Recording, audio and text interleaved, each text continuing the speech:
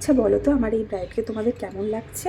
ফার্স্টেই বলে রাখি, আমার ফার্স্ট সেলফ মেকআপ ক্লাস আমি স্টার্ট করতে চলেছি।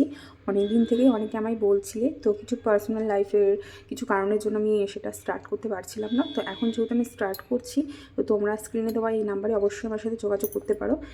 আর এই যে আমার এই ব্রাইডকে দেখছো, তার বিয়ে কিন্তু দিনের বেলায় ছিল। আর এত গরমে এখন দিনের বেলায় এই যে মেকআপটা আমি করছি, তার উপরে ওর আপার লিপ করা ছিল না, মানে এত প্রবলেম হচ্ছিলো মেকআপ করতে, অনবরত ওর ঘাম হচ্ছিলো।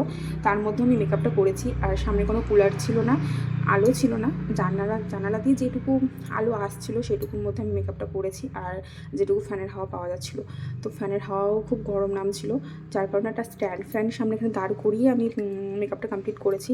তারপরেও স্ট্যান্ড ফ্যান চালিয়ে কাজ করা যায় না, তোমরা সেটা অবশ্যই সবাই জানো।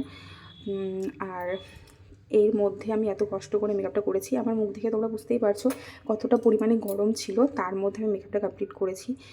আর মানে এত পরিমাণে অসুবিধা হচ্ছিলো মেকআপটা করতে, কিন্তু তার মধ্যেও মেকআপটা খুব সুন্দরভাবে বসিয়েছি আমি।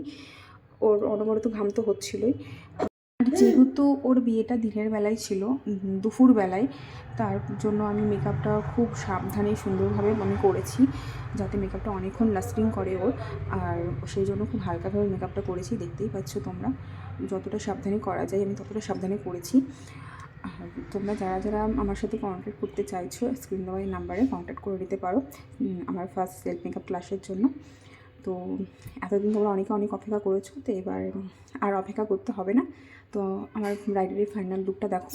আর ওর যে এই ওড়নাটা এত ভারী, তোমাদের কি বলবো, মানে আমি ভাবছি ও ক্যারি করবে কি করে এই গরমে দুপুর। কেমন লাগছে? তো দেখো কেমন লাগছে। আর বাড়ির লোকের সবার পছন্দ হয়েছিল, ব্রাইডের বাড়ির লোকের, তাই জিজ্ঞেস করে সবাই আস্তে আস্তে বাইরে এগিয়ে গেছে।